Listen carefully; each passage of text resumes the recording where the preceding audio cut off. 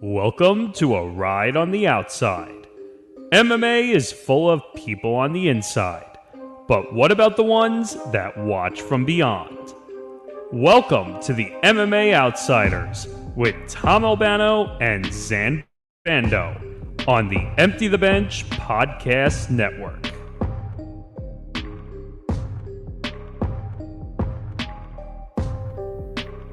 It's MMA Outsiders time once again. Hello, everybody. Welcome to episode number 11. Along with Zain Bando, I am Tom Albano, and it's finally here.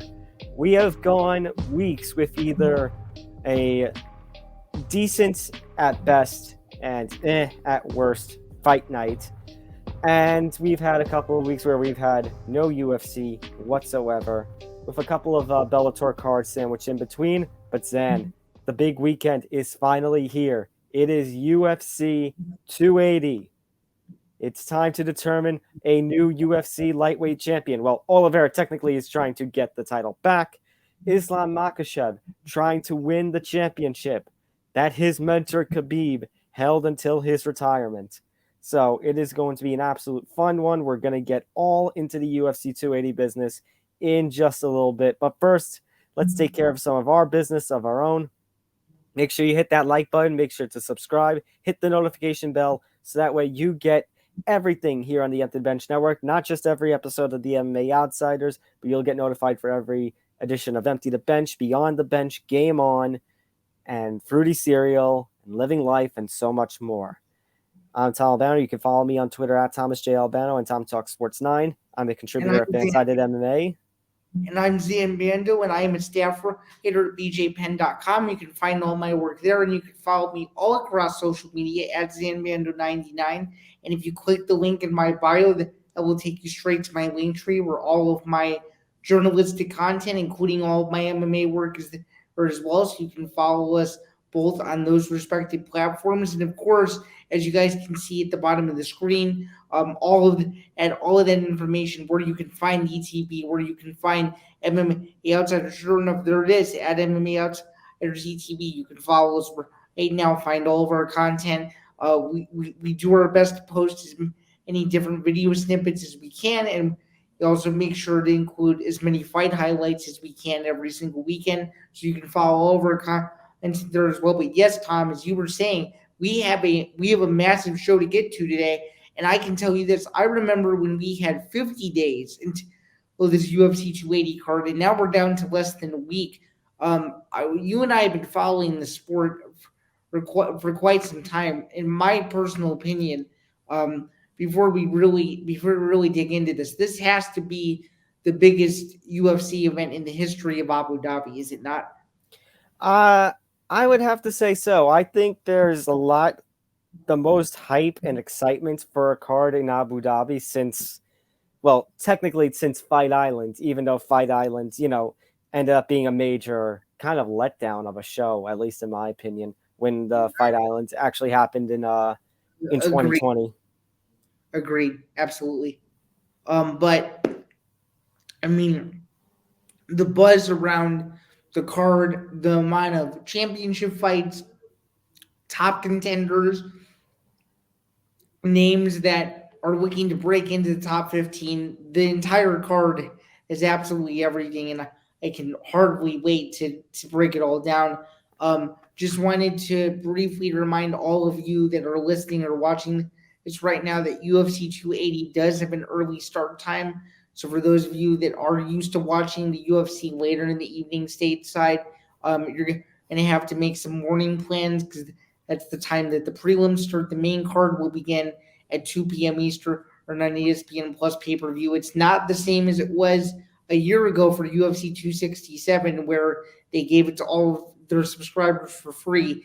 This one is an actual ESPN Plus pay-per-view card. Unfortunately, they've gone back to that. That was just a one-off type of thing. And I guess another interesting programming note is the prelims, due to a influx of college football, will be shown on ESPN News TV-wise too. Yeah, so a lot of confusion, but nevertheless, UFC 280 still this weekend. You're just going to have to cough up the money for it. Yeah, cough up the money and maybe a little bit extra, maybe a little bit more coffee than usual. Yeah, at least for those of you who do drink coffee. That's true. All right, but at least here stateside, you also can have your breakfast or brunch while watching fights, and I think that's really kind of cool. Um, let's get into some of the news stories because originally the plan was just to do a recap and preview kind of show, but we have had some news stories develop over the last recent days. The main one of which actually is something, Zan, that we kind of gave the idea about several weeks ago and is now starting to make its way back into the headlines.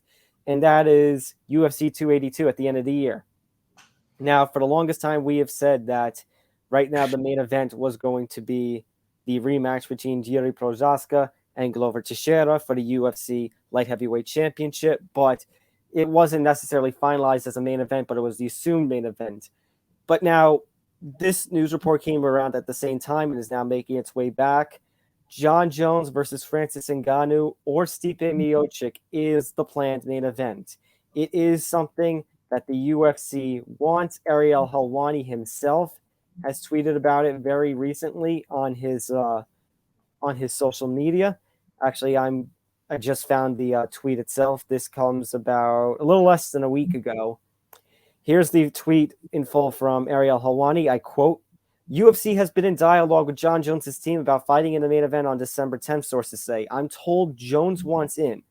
The initial hope was Ngannou versus Jones, but given Ngannou's knee recovery and contract status, it is a long shot. Option number 2 is Miocic, but that's not close to being done. If they can get Jones versus Miocic done, that'll be the UFC 282 main. If not, the main will be Procházka versus Teixeira 2. And if they can't get Jones-Miocic done for December 10th, they'll set their sights on doing Ngannou-Jones in March if Ngannou resigns. So, Zan, several takeaways from that. After, what was it, like episode 4 or 5, we mentioned this little thing, and now it makes its way back. A couple of little takeaways now in this update from Ariel.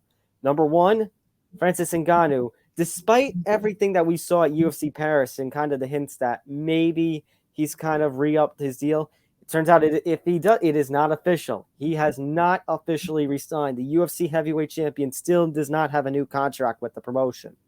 Number 2, it seems like Ngannou is still dealing with the knee injuries that basically hampered him, forced him to change his game plan. I would even, although on a side note, I would argue for the better when he took on Cyril Gane at the start of this year. And it seems like Miocic, the ball is in his court.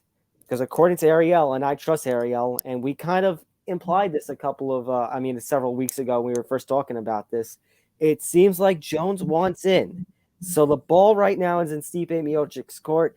Follow-up reports kind of indicating that maybe Stipe isn't happy with the pay he's being given being offered for this kind of fight.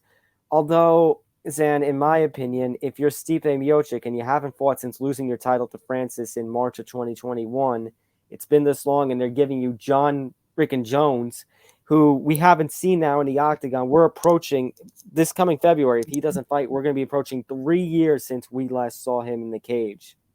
I feel like if Jones wants in, now the ball's in your court, maybe I'd have to give a little bit to kind of get back on the right track. Yeah, I hear exactly what you're saying. One of the things that I took away from the report that I thought was interesting was if this doesn't come together as Ariel stated, they're going to try to redo this in March. But my first question that comes from that is if this Jones fight falls apart, let's just hypothetically say, and Francis re-signs, I don't understand, and I could be wrong.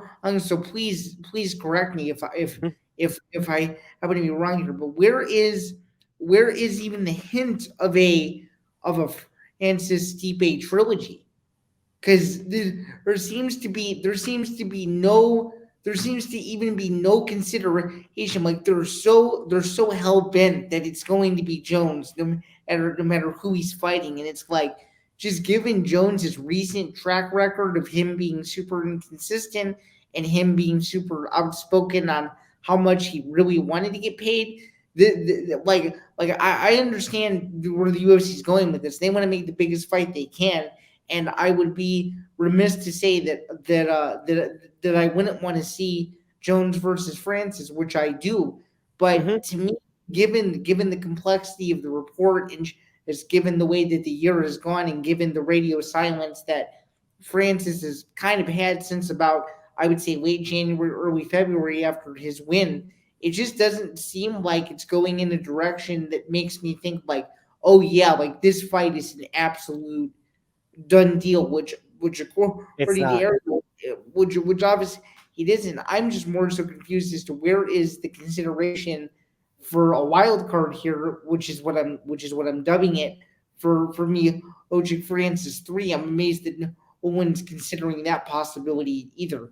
I think it's because, and I agree with you. I felt like after March of 2021, when Francis won the title, that maybe we did need a trilogy. But I think it's because of the way that Francis dominated that fight with Stipe in March of 21, and not to mention, again, at this point, we talk about how Jones has been away from the octagon for over 2.5, solely approaching 3 years.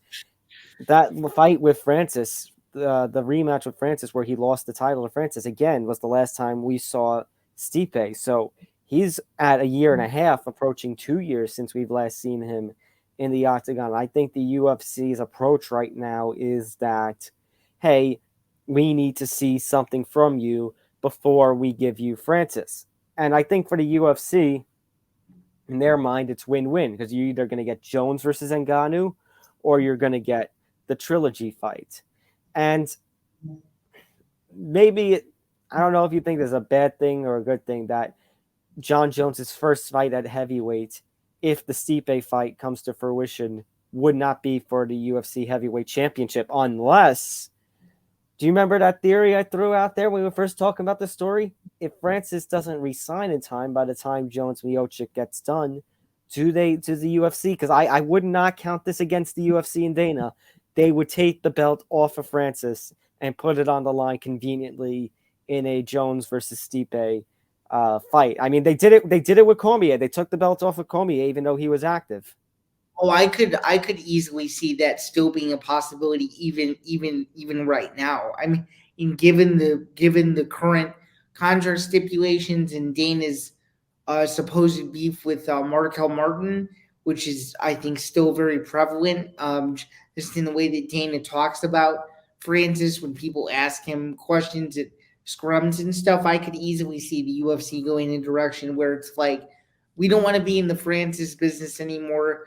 We're gonna make Jones Stipe for the title, whether you like it or not. And personally, I don't think it changes anything if Jones is in the main event, regardless of who he's fighting, regardless if there's a belt on the line, even if there's an interim belt on the line, I still think he'll draw.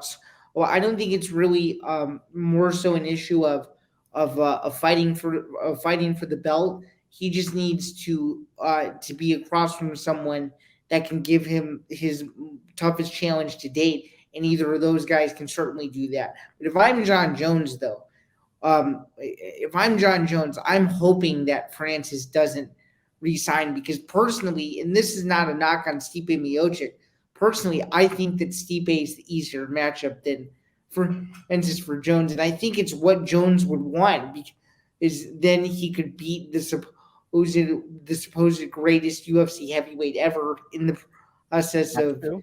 of winning his second belt. Oh, I think in terms of the I guess what you could say is the buzz for Jones Francis is going to be there, but in terms of a legacy fight and seeing who the quote unquote GOAT is, Jones and Stipe is the fight.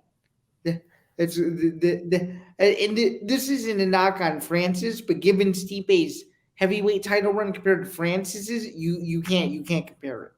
So No, you're right. You're right. If Jones versus Francis does get made, however, is it going to feel, I don't want to say too little too late, because I think the hype is still going to be there, but it's just, maybe, Zan, are you going to feel like that it's just been too long? Because originally, Jones versus Francis was negotiated on 2.5 years ago, rather, when the pandemic was first setting in, and we had all this holdup with Stipe and DC over their heavyweight trilogy title bout, and they floated around the idea, okay, Jones wants to move up to heavyweight. Maybe we can grant him something. We don't want him to move away from light heavyweight, but maybe we can have him do some sort of champ status that, in June or July, we could have Jones and Ngannou for the interim championship, and the winner would take on the Miocic DC3 winner, like this little mini tournament. But negotiations fell through, and Jones got pissed, and Ngannou got pissed, and Jones was among a few people who basically asked for their release at the time.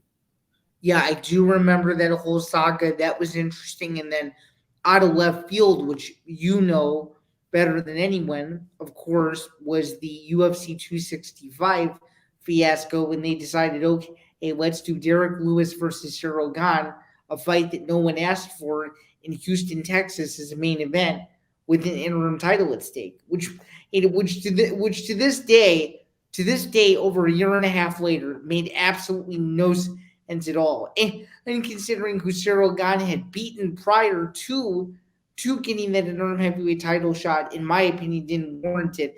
That's neither here nor there. That's past history. Yeah, and that's not a shot at Cyril Gane either.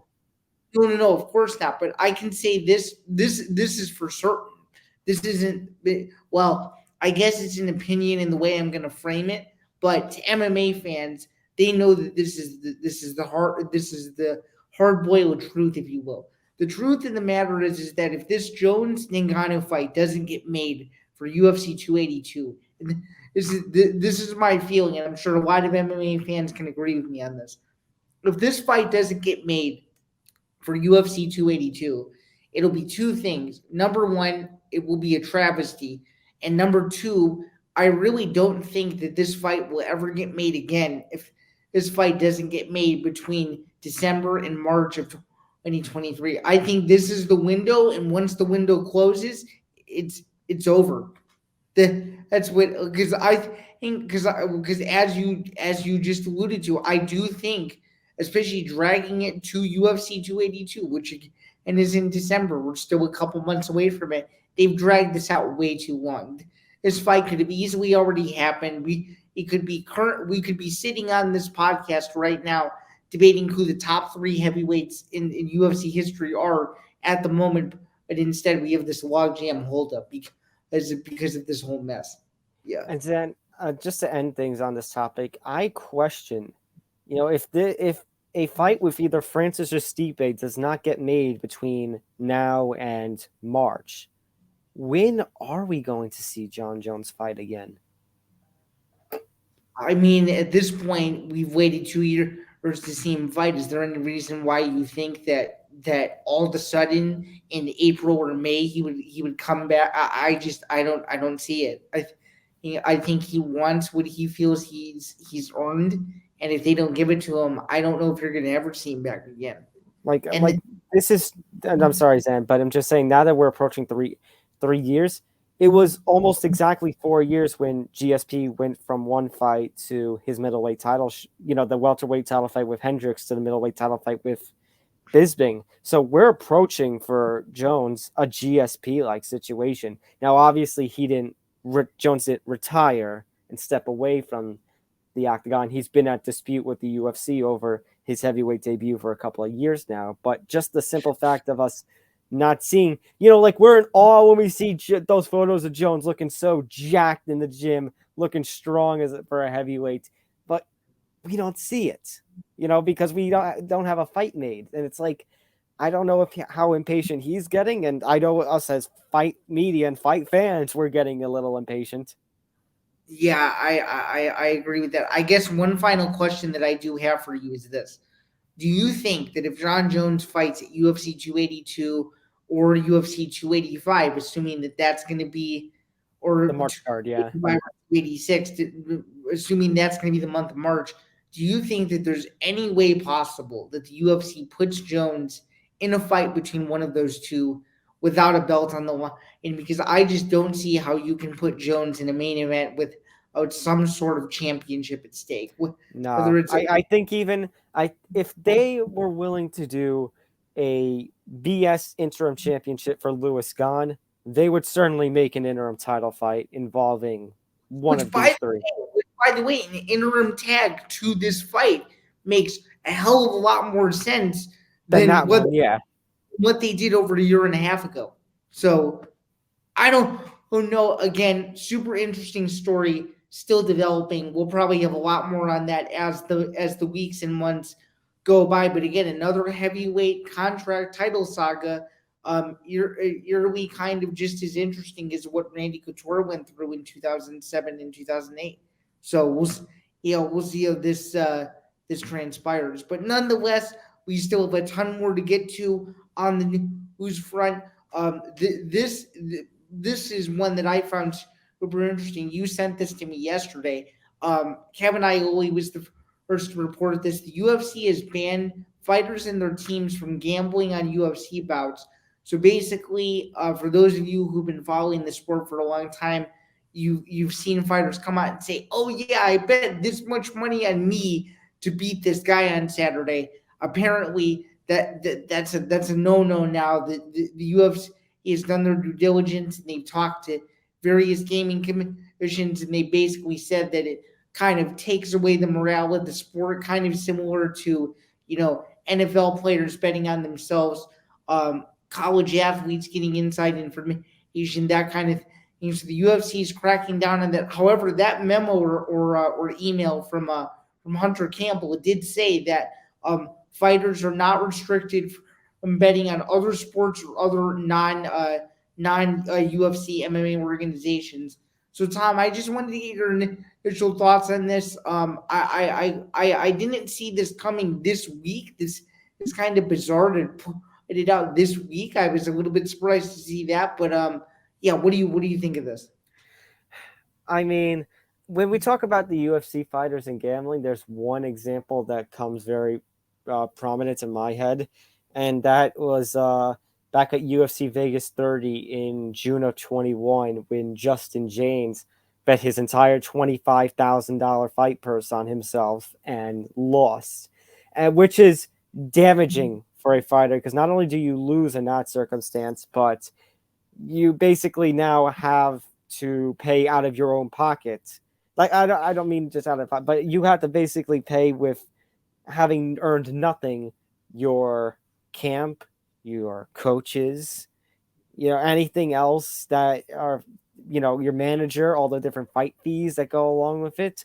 So something like that is damning. So I guess I understand from that circumstance where the UFC and company might be coming from. Yeah, and I guess to expand on the team's part, like the teams even include like people like who are non-family members that are close to the fighters. So it could even be like friends who have inside information or anything like that. Anybody within the circle of the fighter, regardless of affiliation, is banned from doing this, which I think is interesting. But I think although I could be reading too much into it, it could change the way that Vegas or whoever or any odds maker for that matter sets the odds, because from before you would see these massive lines for some of these fights, and this was before this rule was implemented. So I don't know if I'm overthinking it, but I think you could see odds that were inflated and massive maybe just a couple weeks ago, will be a little bit more toned down into the more even range, plus 225 versus a minus 125 versus a minus 700 favorite versus a plus 550 underdog. I think you could see some switches, just given what's been implemented too. So I actually have the statement from Hunter Campbell. I'm only going to read a part of it under the UFC Athlete Code of Conduct. Part of it reads, quote, "In light of clear direction that we have received from regulators responsible for the regulated sports betting industry in the United States, we are compelled at this time to recognize in the UFC Athlete Conduct Policy certain restrictions relating to wagering by our athletes, members of their teams, and certain others. In order to assist our athletes in understanding their obligations under the laws of the majority of states in which sports betting is permitted, and in further support of these integrity measures, UFC has incorporated a wagering prohibition into the UFC athlete conduct policy, expressly prohibiting athletes from wagering on any UFC match. I think when I read this, Zan, I think to baseball and how Pete Rose, the all-time hits leader, got in major trouble, banned from the sport, banned from the Hall of Fame as a result of him betting on games. And I also think of Calvin Ridley, who was on the sideline betting on NFL games while he was tending to, I think it was a mental health issue. And it's just, I get it on the sense of, trying to bet on certain fights. If a UFC fighter, like I get it from the optics standpoint. If you see a UFC fighter betting on a fight, let's say there's no relation, in terms of teammates or opponents or anything like that, there might be some people who go, because again, it's just one of these things where the UFC is so different from all the other sports, and that the UFC, well, I mean, I'd say the UFC kind of, we have the UFC embracing gambling right now. Well, that's a common thing around all sports. I should say that now. Like now in the age of 2022, all sports leagues have fully embraced the odds makers, have fully embraced gambling. But I kind of want to say that the UFC was the first before any major sports to embrace the gambling aspect. Yeah, I can't recall another sport that would openly talk about gambling as much as the UFC did in the beginning, which I actually think is an underreported story in itself, because now we're seeing all of these other sports leagues doing it. I don't think Actually, Zan, I just got, one of those like images that flash in your head. I can now vividly remember UFC 33. It was the first, that infamous show, the first event in Vegas, with all the approvals. And they had like the 3 title fights. And I remember as part of the intro, they went into one of the Vegas casinos and they showed the odds for fights there. And that was 2001.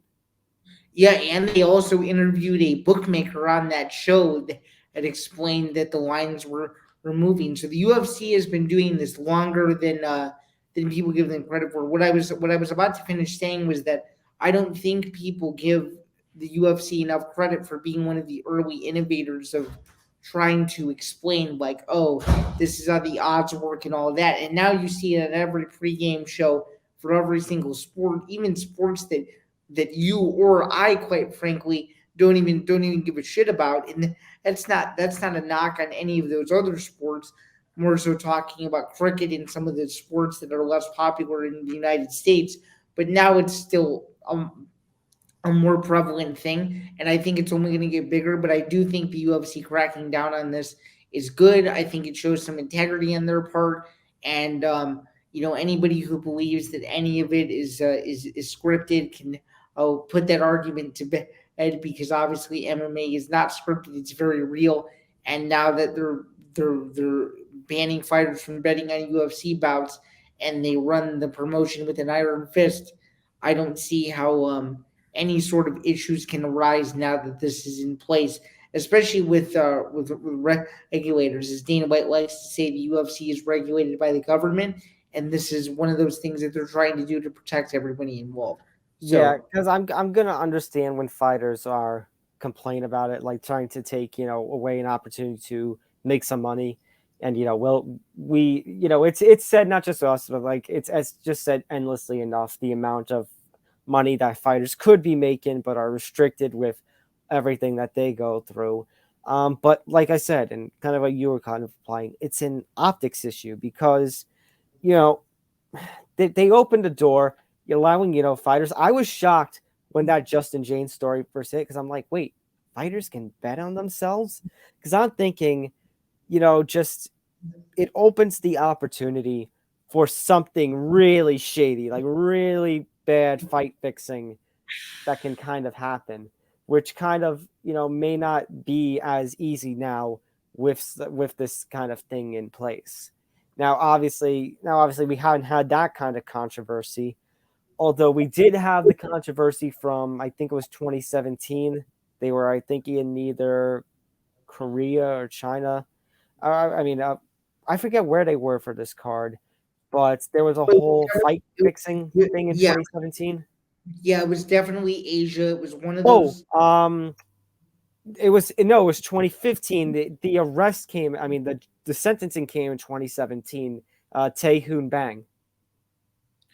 Yeah, I do remember that one. That was swept under the rug, but that got a lot of heat over there, and I remember what a big deal that was, and it ended up ruining that guy's career, if I remember. Yeah, well, remember, if you remember in that case, it was just the mere lines changing, and very noticeably that the UFC had sent a memo to both parties warning about fight fixing, and the guy ended up winning after that, and he still ruined his career because just for the simple, attempt at it. Yeah, it's crazy. If social media was as big as it is today, back then that would have been a Twitter and social media firestorm if it had taken place. I wouldn't say so much Twitter, but gambling. Like if gambling was more it was getting better, but we didn't see the sports leagues embrace it. Like no, right. What I'm saying is if you put that scenario in today's climate, it would have been a really big story. Yeah, on the gambling front. That's fair. But nonetheless, the UFC is going to roll on with still telling people to go on DraftKings and sign up for their promotions, except now it's just that fighters and teams and anybody affiliated can no longer bet. So I think overall it's a positive thing. It's something that's needed to happen for quite a bit. Probably the same. Well, now my big question is, given that Dana White is a notorious gambler, it'll be interesting to see if he continues to still bet on boxing or not too.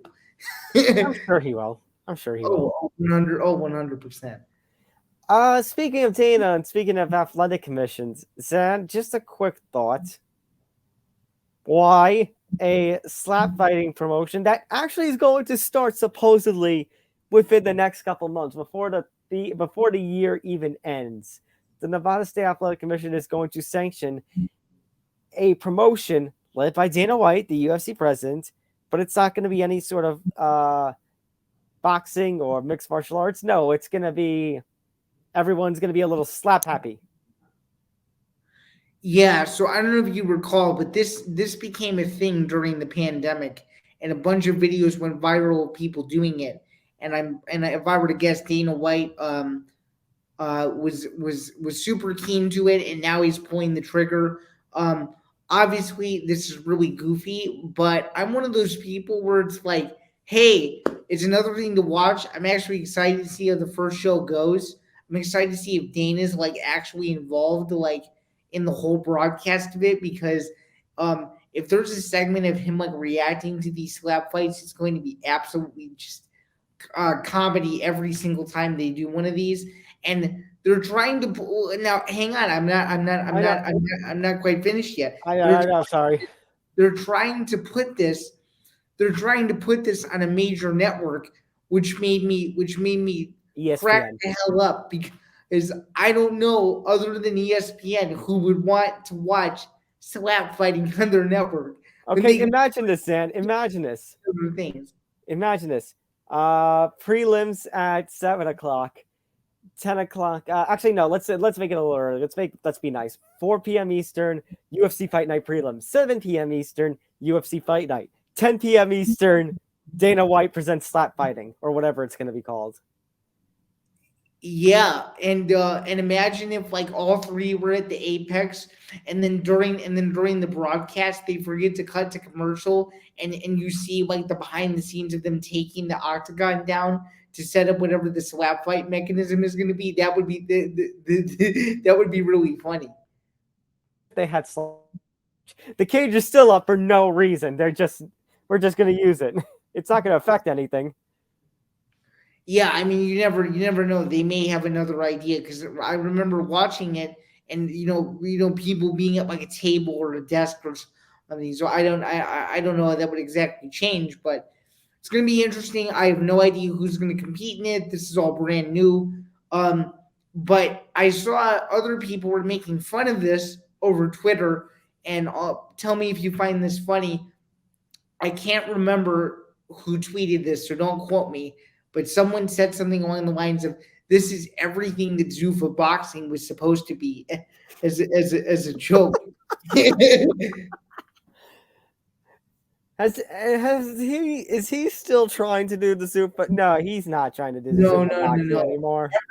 No. So the last time Aaron Bronstetter asked him about that, he basically laughed his ass off at him and said, and says on the lines, have you heard me talk about it in the last year and a half? The answer is probably no. December 2020, yeah, that's when he said it. I'm just picturing that. I'm sorry that he might have been taken aback from me, like going before, but you put a thought in my head because you said, imagine Dana White reacting to all the slaps. I'm going to do you one better. Imagine the commentary team of John Anik, Joe Rogan, and Daniel Cormier reacting to the slaps. Oh my goodness! Imagine Joe Rogan pulling off one of those faces as somebody just lands the coldest and the hardest slap they can on another person. Yeah, or imagine if they bring in Robbie Fox as a guest commentator. He would absolutely love that. Hell, if they decide, oh yeah, we want people to apply for broadcast positions, we could probably do it. I'd sign up. No, yeah, it sounds like definitely a fun venture, and I'm sure it'll draw in a lot of new fans who have probably never seen MMA before. So this may be their introduction to the whole UFC bubble. You never know. It could attract a lot more fans of a younger audience. You never know. That's fair. Although Zain, I think I have an idea for the show name. Okay, I have an idea. Dana White's looking for a slap. Yeah. Even better. Dana White looking for a fight, with the fight crossed out with the red X mark, and over it you put slap in all caps. Dana, we're available for hire if you want us to do anything for this show. We're available for hire. We can do it on a free and basis too, as long as we can see it. One note. I'm just interested to see when this first show is going to be. Now I'm just shocked that he thinks that they're going to get a show off before the end of the year. It's already coming to mid to late October. I mean, shoot, unless they cancel one of the Apex shows and they put slap fighting on instead. That the December 17th card, the last one right before Christmas. No MMA fights. You're just gonna slap the hell out of one another. Or imagine they decide, let's decide to air slap fighting at 6 a.m. the very next day. God. Put it in an ungodly hour of the day, and only put it on Fight Pass, and after the event's over, you just replay it over and over and over and over and over again on loop. Could you imagine, Zain, just one day and saying, you know what, screw it, I'm gonna make my own football league now. Yeah, I guess if Dana can make it through the slap fighting league, well. Why are other people not trying to create new sports themselves? It could start a movement. You never know.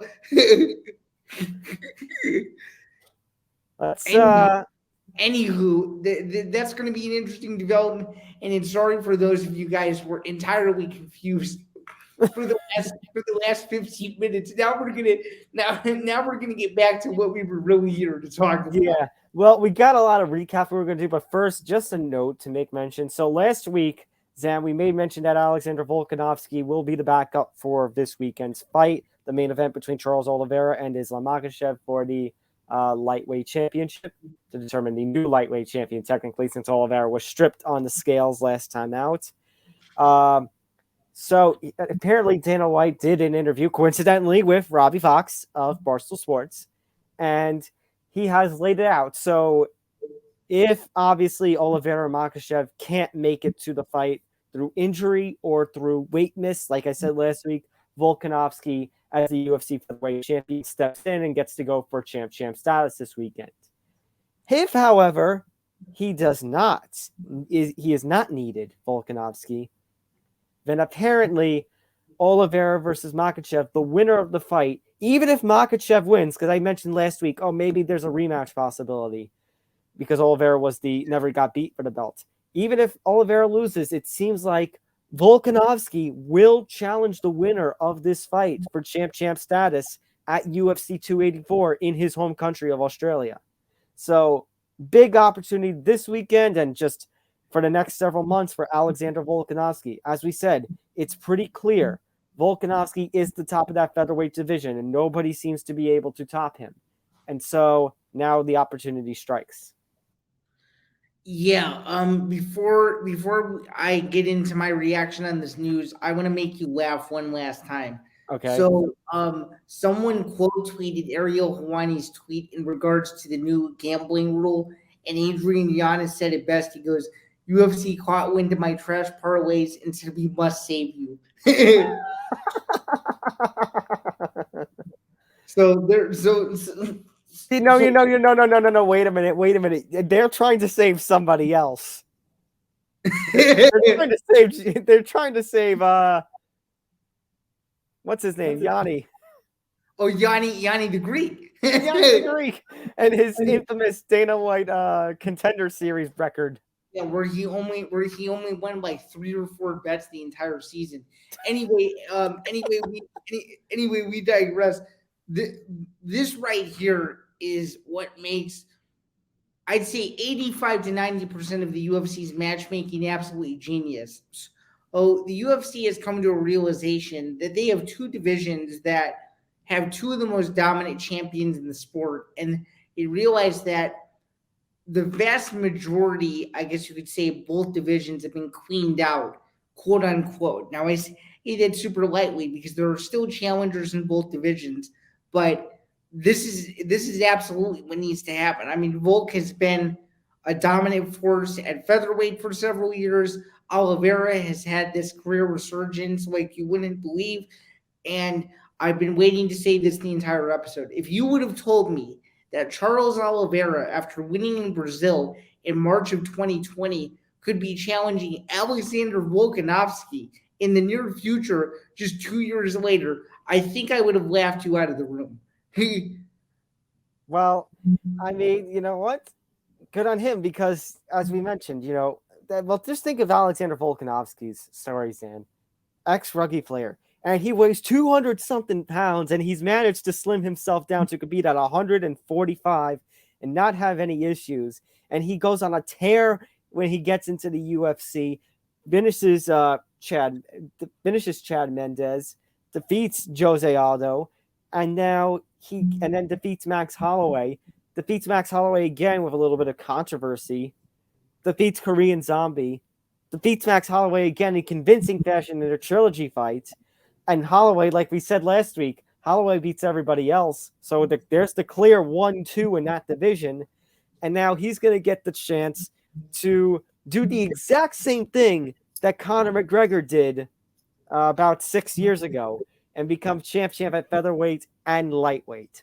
So now I have to ask you this question, and I know that this fight hasn't happened yet, but I think the answer is pretty obvious. And if we get slandered for this on social media, I'm ready for it.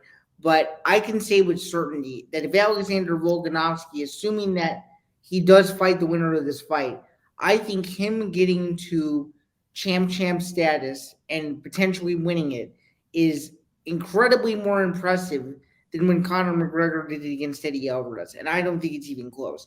I agree. Just because think about it. Conor won the championship. Well, he won an interim title. Then he became the full-time champ. He had the 2 fights with Diaz. Now, don't get me wrong, because those 2 fights with Diaz, absolutely legendary. But then he got the title shot off of that win over Diaz, that rematch. Won that fight against Eddie Alvarez, which I thought Conor was going to win hands down. I thought so too. And then he never defended the championship. And not to mention that, not to forget, the title shot at UFC 205 at the Garden that he became champ on wasn't originally his. No, And it was not. at one point, Dana White did say that fight was going to be Eddie Alvarez versus Khabib. Yeah, but we all know we all know what that happened. They made and now it's well documented. They initially made that fight, Khabib versus Alvarez, to ease the contract negotiations with Conor, and then days later or a week later, or whatever it was, Conor was in the fight. So Yeah. I think they did that as a placeholder, knowing what they were going to actually do, and then that's what they did. But yeah, great opportunity here for Volk. And I think there's depending on what happens, it'll be interesting to see, who he'll take on, which we'll get into in a little bit when we do our preview, and how good of a chance he might have at UFC 284 to take the championship, if it's possible. Yeah, it'll be very interesting. But yeah, I think Volk has earned it. It's going to be a very interesting fight either way. And I think it's a great business move on the part of the UFC, and I'm happy to see it for sure. Especially when it's in his home country, and the first time they'll be in that home country since the pandemic. Right, since UFC 243, I'm pretty sure, when Adesanya beat Whitaker. Yep. But I think though, and we're gonna get into this a bit. I did want to mention, I do think if you're Volkanovski, I think you'd rather fight Makhachev for champ status than Charlie Oliveira, but that's just me. But yeah, we're gonna break it all down. It's a massive card, and again, there's a lot of title implications, especially with probably about the last four fights in the main carders. Well, obviously we have the 2 championship fights, but there are championship ramifications across the entire card or future championship ramifications. Big time. Before we get into that card, Zain, just some thoughts on some of the fights we saw this past weekend. First things first, UFC Vegas 62, Alexa Grasso defeating Viviane Araujo. I mean, decent fight, decent scrap. It seemed like I thought Grasso held the advantage for most, if not all, of the 25 minutes. It seemed pretty clear that Grasso had won that fight. Yeah, you could have had it 5-0 or 4-1. I had Grasso winning the fight pretty easily. I don't think it was enough to warrant, I know it was a 5. We said it last week, it was a 5-6 battle. I definitely was not a performance enough to warrant a title shot, but it is enough of a performance that Grasso's next fight is going to be a top 5 fight, potential contenders bout that maybe the next shot she could sneak her way into. Just out of curiosity, who's not booked that she could fight next? All right, so you know what, Zain, let's go over to the UFC rankings page. Let's keep it simple on ourselves. Let's have a look. All right. Can you share your screen? Yes. So we are going to look at the women's flyweight rankings as I bring it up on the tab here. So obviously Shevchenko at the top. Talia Santos is at number 2, and obviously we have the controversy from that last pay-per-view fight where between the two. You have Caitlin Chukagian at the number 1, Lauren Murphy at the 3, Alexa Grasso at the 5. Actually, that's the thing. Alexa Grasso stayed at the 5, under Jessica Andrade. Only Araujo dropped, and she dropped 1 with Manon Fiorot moving into the number 6 slot. And we're going to see Fiorot in action this weekend. And Fiorot, I have a feeling if a performance like she might have against Caitlin Chukagian, number 1. So it'll be number 1 versus the new number 6. This could, like Alexa Grasso didn't put on the kind of performance. And now if Fiorot pulls off the kind of performance like she's been pulling off against the number 1 contender, you're going to see maybe Fiorot sneak in and maybe take the next title shot, even away from a potential rematch with Talia Santos. Yeah, what I was going to say is I think Grasso's next logical fight is her fighting a former champion Andrade, and I know that Andrade or Murphy. And I know that she didn't look all that impressive, but if she's staying at number 5, and those are the girls who are ahead of her, and Santos is I'm sure waiting in the wings for a potential rematch with Valentina if she can get by Chukagian, assuming that fight's going to happen down the line. I think it's best for Alexa Grasso to stay active. She probably won't get another fight at the end of the year, but I can say this, that I think, as you just said, Andrade Murphy makes the most sense, and if she can win that fight and not win a boring decision, there's a solid chance that she could get the next title shot, depending on how Shevchenko versus Chukagian actually plays out. And we're going to see how Chukagian versus Manon Fiorot is going to play out this weekend. That, like you said, that's one of those fights that's going to have some title implications. Even though, I know. I keep looking at thinking that Chukagian's going to win this weekend, but that's true. She has to get through. I was going to say, I think twice. I don't know about that one. I have watched Manon Fiorot since her professional debut, since she was fighting in EFC in Africa. She is one to watch out for. I know. Oh, I know. I think I was thinking a few steps far ahead. But I do think, though, that if you are Valentina, I think you'd rather get Chukagian in your next title defense, considering that you almost lost to Tyler Santos. I would argue maybe she should have lost. No, I agree. I had her losing the fight 3-2. It was very close, but there's no way, when you go back and rewatch that fight, there's no way you can say Shevchenko won handily. There's no way you can say Santos swept Valentina. But I will say that I do think that Santos. This is the unfortunate thing, is I would really like to see a rematch between those two because of how closely contested the first fight was. Maybe it was. It's jitters from Valentina's part, but again, that entire flyweight division is super interesting at the top. So, sure, let's, Zan, for a few minutes go away from the UFC for just a little bit and talk about some boxing. So, Devin Haney, George Kambosos, they had their rematch for the undisputed lightweight title, and this time Devin Haney got it done. Now, watching this fight, Zan, it seemed like Kambosos actually had a pretty good start that wasn't exactly being maybe talked about too much, because he was landing some powerful shots to the body of Haney. However, Haney was landing up top. Haney did land some counter shots, and it actually opened up the opportunity for Haney to work his jabs and his straights. And from about, I would say, round 4-ish, Haney took control and basically easily got the job done. What did I predict last week? What did I say on this very show? Yeah. You said that. I said that Devin Haney's jab was going to dictate the pace of the entire fight. And what happened after round 4? Devin Haney's jab dictated the pace of the entire fight, and he won again. He beat his opponent in his own game once again. That's what Kamobosos likes to do, and he couldn't let Kambosos get off first, and look at exactly what happened. I called it. I literally predicted the future. I predicted the damn future. I said that Haney's jab was going to dictate the entire pace of the fight, and sure enough, it did. I feel like I should be playing an alarm sound effect for the kind of rant that you just went on. You know what? Actually, I do have an alarm sound effect that I could play. Alert! Zain has got that right, and Zain was pretty accurate. Yeah, I think that's the first bit of boxing that I've nailed 100%.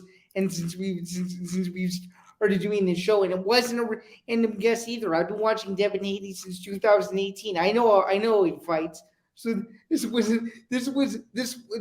such a non-surprise to me that all I had to do was look up the result, watch the highlights of the fight, and say, "Oh, there you go. That's exactly what happened. I told you." So I'm happy for him. He got it done. He did it again in enemy territory. He's the best at this division right now, and I hope because with the politics of boxing, what'll happen is these undisputed reigns won't last long because somebody's going to complain. Like Tyson Fury's was the not the WBC, the WBA, the WBO, and IBF champion. And the IBF stripped him after 10 days because they had a mandatory challenger that wasn't a rematch with Klitschko. So, right, exactly. So I'm just saying, to use it, that I hope all the boxing commissions go along with this one, because it's pretty clear for all of their sakes, Devin Haney should be the best of the best at lightweight. Now, why we can't get this done for heavyweight with boxing? Because boxing gets in its own way, I guess. Well, no, there's two reasons for that. Boxing gets in its own way, and God only knows, Tom. Speaking of undisputed champs, on the women's side, Claressa Shields getting it done against Savannah Marshall, and you could really emphasize the word unanimous, because honestly, Zain, that first or second round, I was saying, oh, maybe Zain's right. It looked like she could have gotten the job done and gotten a finish. It was that dominant. Yeah, it was Claressa Shields doing her thing. I wanted to briefly mention something to you.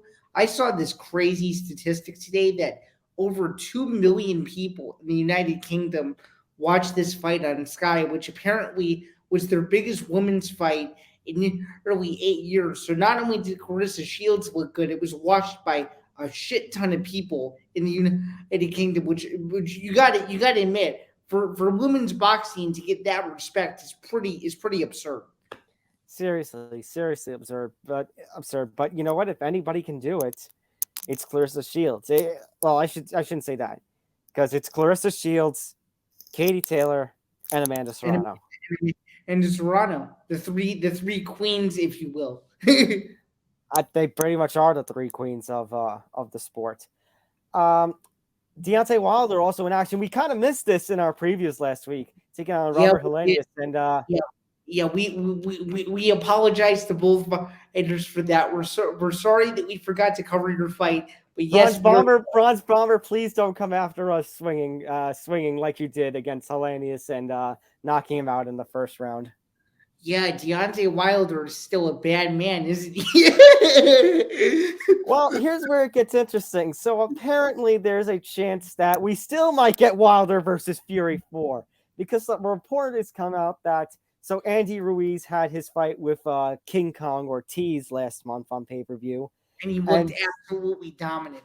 I might add. So now the Wilder-Ruiz fight, which we said, if Ruiz had gone past Anthony Joshua in December of 19 and Wilder had gone past Fury in February 2020, we said, since they're under the same PBC banner, maybe we could have had the undisputed title fight there.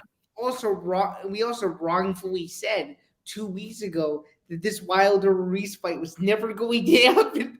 Well, here you go. And not only is it going to happen, the winner is going to challenge Tyson Fury. So we're either going to get the Fury-Ruiz fight, or we're going to get the quadrilogy, which, I'm sorry, that Wilder Fury, it does not need a quadrilogy. No, it doesn't. And as awesome as the first fight was, the next two fights weren't as exciting as number one. So I think for the sake of purity, it would be much better for the sport if Wilder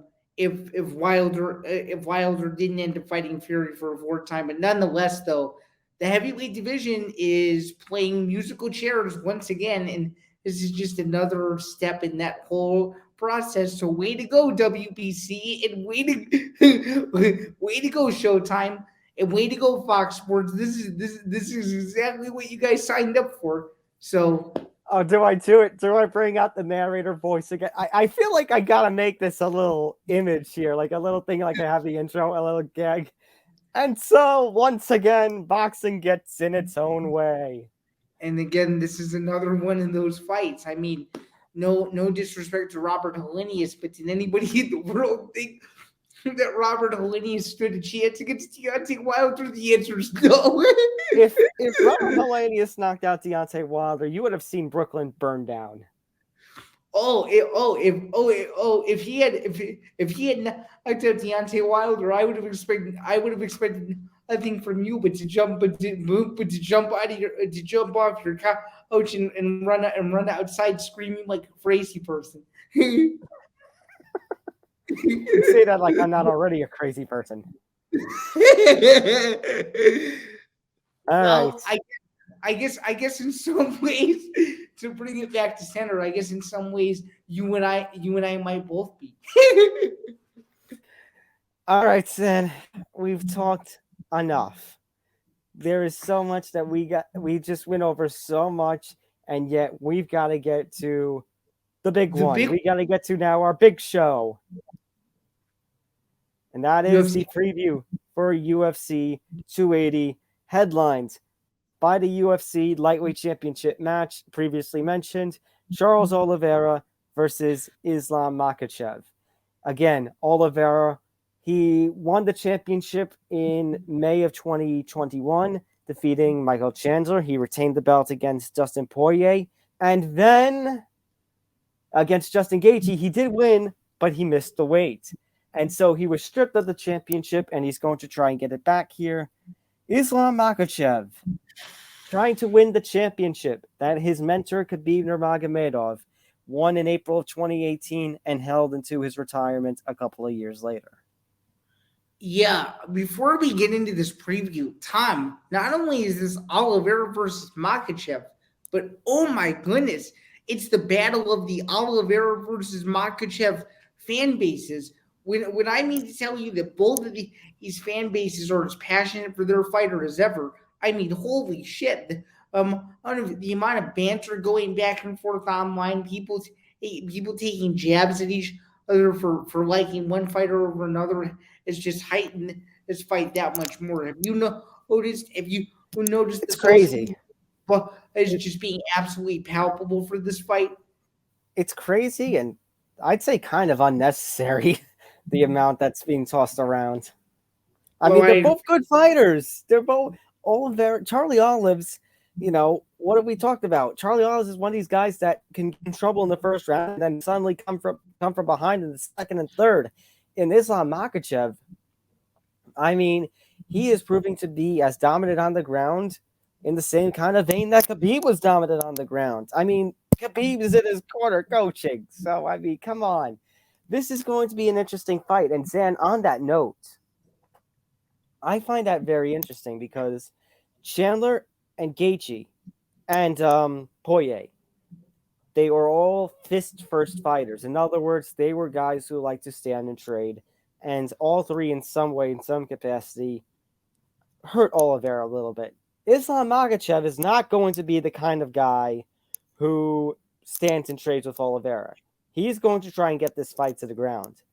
My question is, how is Oliveira going to approach this fight?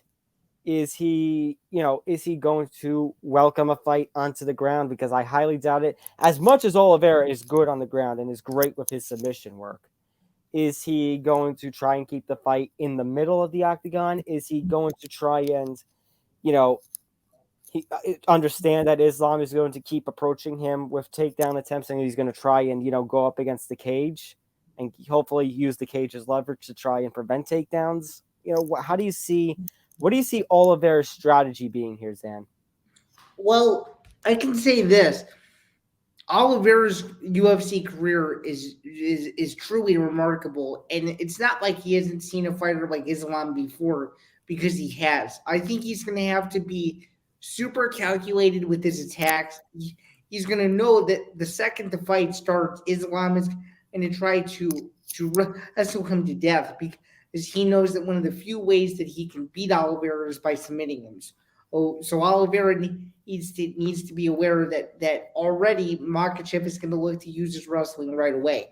I think what Oliveira needs to do is he needs to pick his shots. He needs to do what he did against Chandler and do what he did against Poirier, set up some nice combinations, hurt Makhachev, and try to finish him as quickly as he can, because I worry that the longer this fight goes, the longer it favors Makhachev, because in MMA, or in most MMA fights, wrestling really dictates the pace of the fight.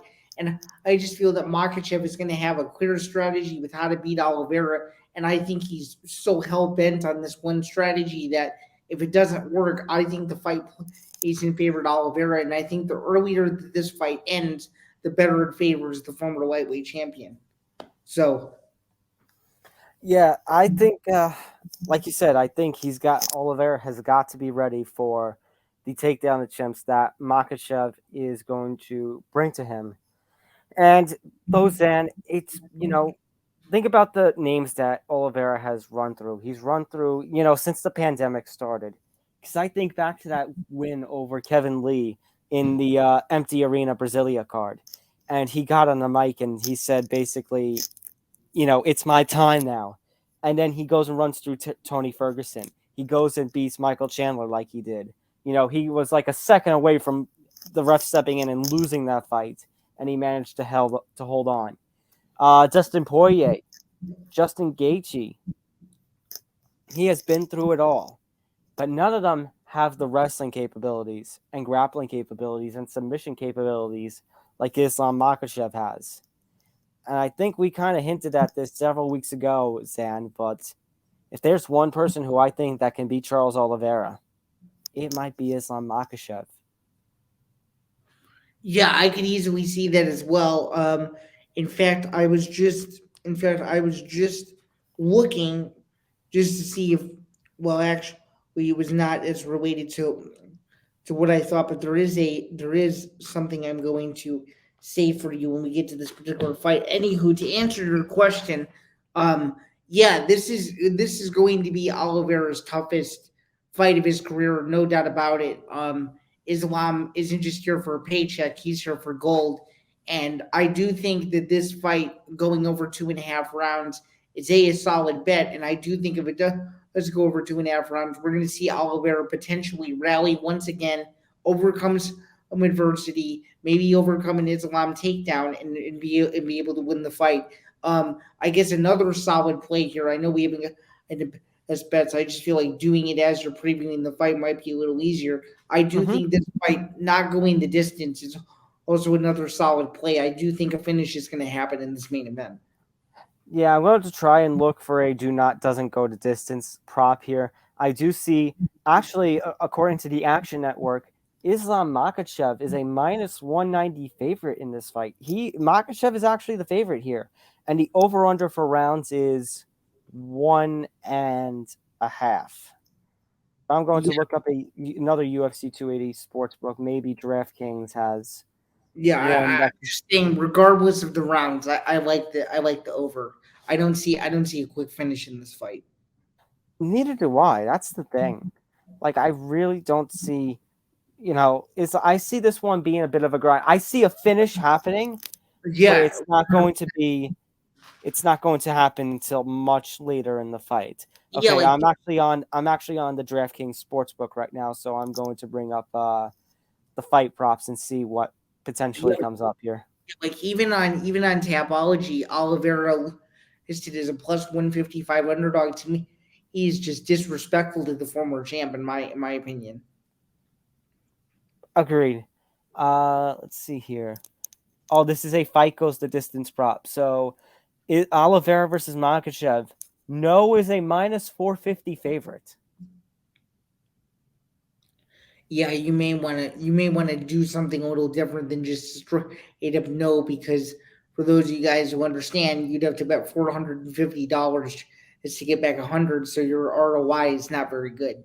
So yeah, so maybe if you're gonna do anything, jump right now on the Islam train where the line was like minus one something, if anything, the money line.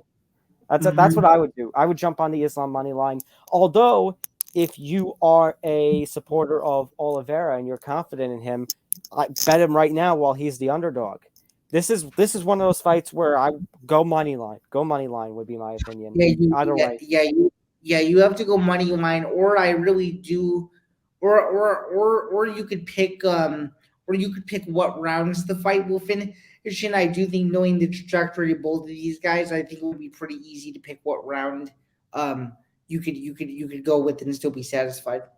Yeah, so it ranges from by round is Charles Oliveira from round 1 to round 5 ranges from 500 to plus 3,500. Islam from plus 250 to plus 2,500. Oliveira by decision is a plus 1,200. Makhachev by decision is a plus 425. And then the infamous draw is a plus 5,000. Which, by the way, I was watching a video on like UFC and probabilities and fights that have like weird endings and stuff. Apparently, there a YouTuber ran the numbers and he said that less than 0.0002% of UFC fights or something will ever end in a draw. So it's just for any bettors out there. Essentially, what we're saying without actually saying it is you have a one in a million chance, essentially, But you one have in a chance. Yeah, you have a 1 in a million or a 1 in 1,000 chance of nailing a draw, but there's a good chance that between these two, that's not happening. So, let's go now, Zan, to the co-main event. All right, let's get into the co-main event. We have Aljamain Sterling, the current champion, versus the snake in the grass, TJ Dillashaw. Highly anticipated fight. These two guys have been talking a ton of trash leading up to this fight. I'm sorry. I know you're. I know you have East Coast roots, and I know that Sterling is from that area. But I've just never really been, and I've never really been his biggest fan. And I really do think that Dillashaw is gonna stop Sterling this weekend and win the belt. I really do. Zan, I accept your apology. I accept your apology for the ruining my East Coast boy.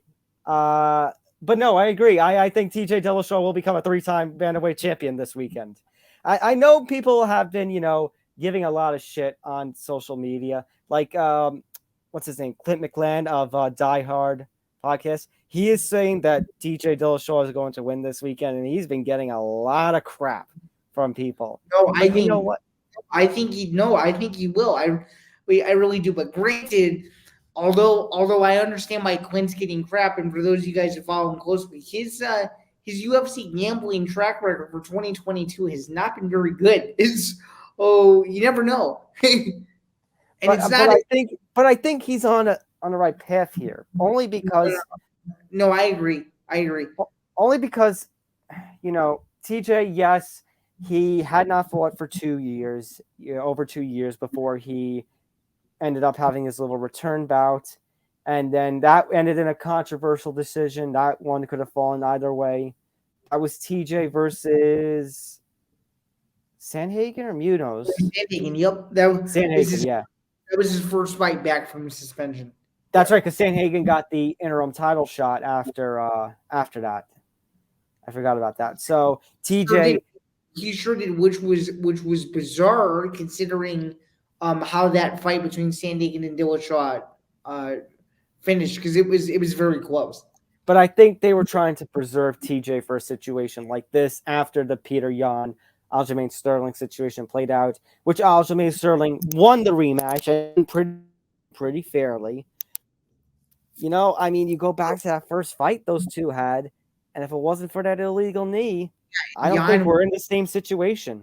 No, we're not in the same situation at all. And before the illegal knee, Jan was dominating the fight. But we'll get to his fight in a second. I like TJ Dillashaw to win the UFC Bantamweight Championship, and I like him to win by TKO in the second round. I do think Sterling has some early success, but I think Dillashaw survives, clears the cobwebs, and knocks him out in the second round. That's really? what I going with a second rounder. Wow. Mm-hmm. Yeah. All right. So actually, I'm gonna have a look here on DraftKings. TJ Dillashaw to win by KO, TKO, or DQ in round 2. That is a plus 1,800. I guess that's one you want to go on. Juicy. Yeah, I would love to see. I'm sorry. I would just love to see Dillashaw finish him. That's what I'm really going to give him a little more credit. So I think TJ Dillashaw will get the job done. And I think he will do it with a finish. I might go with maybe a round 3 or a round 4. A round 3 for TJ Dillashaw is a plus 2,500, and a round 4 is a plus 3,500. I think I'm going a little more juicy than you. Yeah. If somebody bets that now and they win, they're gonna be hella rich this weekend. I'm kind of curious though to see however, to see basically a goes the distance kind of prop. So that's around method of victory prop. Okay, fight goes the distance. Sterling versus Dillashaw. Yes is the favorite actually at a minus 190. Plus, no is a plus 140. I could see this fight going distance, which is why I give it to about round 3 or 4. It would just be so unfortunate if that happened, in my opinion. So you know what? If you are a TJ Dillashaw supporter and predictor like us, I would say, potentially jump on this one. Jump on a Dillashaw via whatever round and method you want to go on, or an over-under with the rounds that you want to do, and a fight does not go the distance kind of prop. This is one that you might want to look out for. For sure. So we're both in agreement that Dillashaw will become the new bantamweight champion. So now, I was gonna say, so technically, it's gonna be double hashtag and new anyway, because if Dillashaw wins, the main event's a vacant title. But I go super double hashtag and new. I see Makhachev and Dillashaw holding up the belts at the end of the night. That's true. So now we're going to move on to what people are dubbing as or what I'm dubbing and what I've seen other people dub as the people's main event. We have the former champ Peter Yan taking on probably the biggest rising star that the UFC has seen in several years in Sean O'Malley. This is a fight that the UFC matchmakers were contemplating with, and Dana was not convinced in the very beginning. I don't know if you remember. I don't remember who did the interview, but Dana initially was not on for this fight, and the UFC matchmakers totally sold him on it, and now he's getting the fight. Not trying to be mean here. I love Sean O'Malley. I think this fight is too big of a jump in competition. Given Zan, I was going to say, and I honestly think Dana is right to this day. I know he's changed his mind, but I think his original opinion is still right. I don't like this matchup for Sean O'Malley. I think this is like you said, just too big of a jump. Yeah, I like Peter Yan to finish this fight. Is this a 5-rounder or a 3-round fight? I believe this is only going to be a 3-round fight. Yeah, I like Yan to finish this in any way he wants and in any round he wants. I'm gonna look, double check. Yeah, it's gonna be a 3-round fight because we have the 2 5-round title fights. Interesting note here is then 78% are going with Yan. 55% of that 78% believes it'll be a finish. Yeah, I like that a lot. I think people are.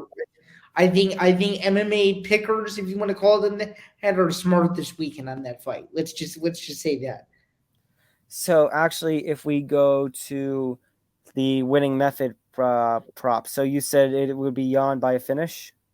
Yeah. Let's say, so a Yan by a finish, whatever round, the basic Yan by a finish, KO, TKO, DQ, that is a plus 300, and submission is a plus 1200. The favorite is actually a minus 110 decision. So if you're out there and you believe, like Zan, that this fight will end with a Yan win by a finish, so place the money now, because this is a good opportunity to jump on. Yeah, do it now before that fluctuates into a favorite type of bet. I would do it now. See, I am of the opinion that I think, Yan, Jose Aldo was tough, and Yan managed to finish it. It's only a 3-round fight. I know that O'Malley got finished kind of maybe in a little bit of a bizarre way, but yet still a finish by Chito Vera. I want to say Yan can finish this, but I don't know. I feel like O'Malley, this might be one of those things where even a loss, maybe Dana and company are hoping that even if he loses, he at least goes the distance and shows something that he can still hang in there with the top of the weight division. So I'm going to agree with you, Yan victory. However, I'm going to go with a decision. Okay, again, I like Yan by stoppage, but it'll be a Oh, I think we lost. I think we lost Tom there for a second. What I was saying was, I do think we're. I do think. Okay, you're back now. We lost you for a second. I know. I like. I'm still sticking with a prediction that I do think Jan is gonna win, and by stoppage, and plus 300 is super juicy. If you're only looking Yeah, for that's a really generous kind of line there. One to might look on jumping on. True. All right. We have a couple more fights to get through. Let's keep rolling at that. We're gonna now move to another big fight. It has some title implications. We have Beneil Dariush versus Mateusz Gamrot. This is a fight that actually I cannot remember. It may have been Alex Behunin who recommended to Dana White that he made Dariush versus Gamrot, and Dana said he liked it a lot. And sure enough, this is the fight we're getting. So shout out to the MMA media who advocated for this fight. I want Dana to send a credit check, to Alex. I feel like Alex needs to get a little compensation for this fight, because this is definitely going to be. I know we've got several bangers on this card, but because maybe we have the title fights and the Jan versus O'Malley fight, this one's kind of seems like it's going to be an underrated kind of banger. And Zan, I think this is a big opportunity for both men, because whoever wins this fight is going to establish themselves as somebody who can compete in the uppermost echelon of the lightweight division in the UFC. If I'm not mistaken, Dariush is ranked number 6 and Gamrot's ranked number 9. So we could see, depending on what happens here. I mean, if Dariush wins, he's definitely going into the top 5. If Gamrot wins here, maybe he falls just outside of the top 5, but he'll have a shot in his next fight at top 5. Oh, for sure. I was just gonna say, I feel bad for whoever wins this fight, considering that that we have a situation with obviously Volkanovski in the main event, and this title picture not being sorted out. So I feel like whoever wins this fight is gonna have to wait regardless.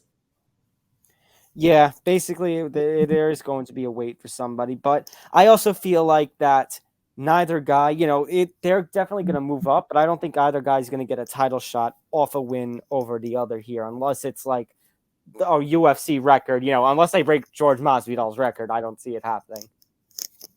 So I definitely think they'll position themselves in big time contender opportunity.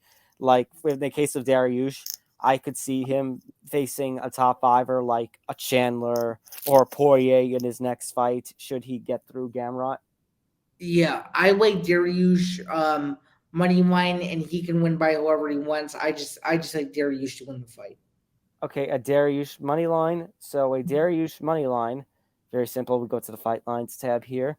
Dariush money line is actually a plus 160. Gamrot is the favorite. I agree with you, Zan. I'm going to go with him, Dariush, and I'm going to actually even say a decision here. So I would jump on that. And here's a best bet. I would jump on a Dariush one. No disrespect to Gamrot. And this one might be an underrated fight of the night. For sure. Regardless, though, I just like Dariush to win the fight. I like your best bet, though. And very briefly, we just want to touch on this. Caitlin Chukagian, ranked number 1 in the flyweight division, taking on Mino Fierro. Mino Fierro. This fight is getting no love. This was on a fight night card as a main event. I think it would be a little bit bigger, but it's placed on a really stacked card at UFC 280. A couple of years ago, I didn't really believe even Caitlin Chukagian. She had struggled for a little bit there, but she's totally reinvigorated herself. She's won 4 out of her last 5, and he's looked incredibly impressive doing it. As you said, you're really high on Fierro. I like this fight to end in a stoppage. In terms of a winner, I'm slightly leaning towards Chukagian. Obviously, Fierro is a rising star in the sport, and this would be a huge and for her to move her one step closer to a flyweight title shot. But I think experience trumps everything here, and I like Chookagian to win the fight. I don't have a play for this fight, but I do think that Chookagian wins the fight. So Chookagian is a plus 175. Fierro is a minus 205. I'm kind of curious. I want to see a, fight goes the distance kind of prop here. So Fierro to win by decision is a minus 110. Chookagian to win by decision is a plus 240. And I want to see fight goes the distance prop. Chookagian versus Fierro is a minus 300 for a yes. No is a plus 215. So you know how high I am on Fierro, and I think she has the capability and will make a big statement on big stage. So I'm going to go with Fierro by decision in this one. But considering the odds that are out there, I would stay away from this one when it comes to betting. Yeah, I would too. But in terms of picking a winner, I like Chookagian. But yeah, the odds are too close to call there. But yeah, so those are our picks for the main fights in the main card. In terms of the prelims, I mean the only one. I do like the headline prelim. Bilal, remember the name Muhammad against Sean Brady, undefeated. Yeah, that's a good fight, and that feels like a fight that's been booked and rebooked forever. And now that fight's happening, my fight that I like a lot is Volkanovski and Nikita Krylov. That's the other one. Yeah, that's another one I have my eye on. Tukov is also going to be in action. We've also got let's see on here. Lena Landsberg's in action against Claressa to kick off the night. Petrosian's always a fun fighter. Yeah, against AJ Dobson, I like that one. Yeah. All right. So Zan, are solid. Yeah. So Zan, let's close it out. Our best bets. So my top bet of the evening would have to be Dariush with a decision victory. I would have to also add on there I said Peter Yan, but I said by decision. So if you want to take the Peter Yan money line, and you know what? I would just go with roll with the main card bets, I guess. For me, I would go with Islam and TJ, Peter, Benil, and Fierro. Interesting. So I like Oliveira Makhachev to not go to. I like Oliveira and Makhachev to end in a finish with Oliveira. Oh yeah, that's right. We did agree on that one as our top one. Yeah, Oliveira Makhachev does not go the distance. Yeah. So my best bets are Dillashaw to win by knockout against Sterling. I like Peter Yan to stop Sean O'Malley. And I also like Caitlin Chookagian to win by decision. Those are my three. Okay, I'll go with three. I'll go with Dillashaw via finish. I'll go with Benil Dariush money line, and I'll go with Islam Makhachev via finish. Interesting. And so you think that there's going to be two belts, which is I think there's technically one and new and one belt switch, but for the real MMA fans, it's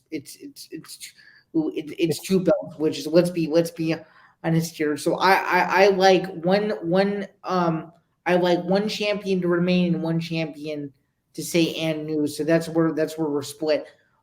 Nonetheless, thank you guys again for listening to this podcast. It was a loaded episode.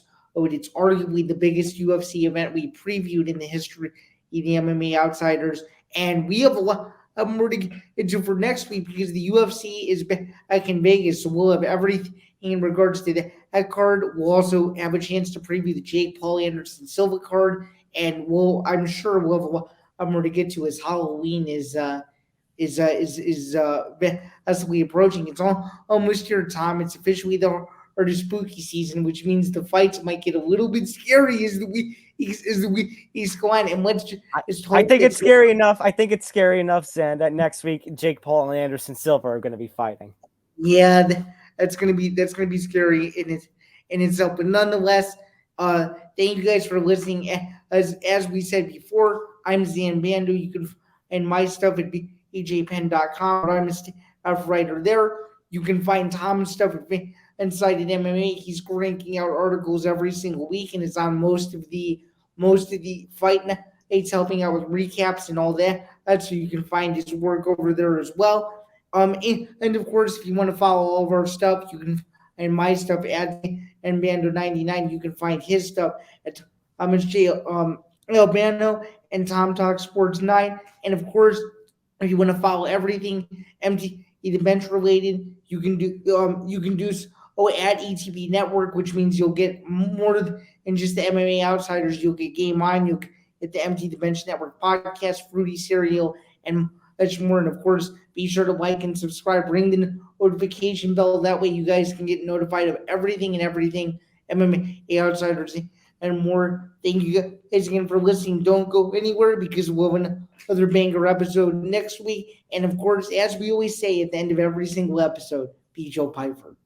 Be Joe Piper. Enjoy the card this weekend. Remember, 10 a.m. start for the prelims, 12 noon 10 a.m. on the East Coast, 12 noon on the East Coast for the televised prelims, which will be on ESPN News. Thanks, college football. And then 2 p.m. Eastern, 11 a.m. Pacific is the main card for UFC 280. Enjoy the fight. Should be absolute bangers this weekend. Don't miss it and don't oversleep. That's what we'll say. Yeah, make sure to set your alarms. And again, be Joe Piper. Be Joe Piper.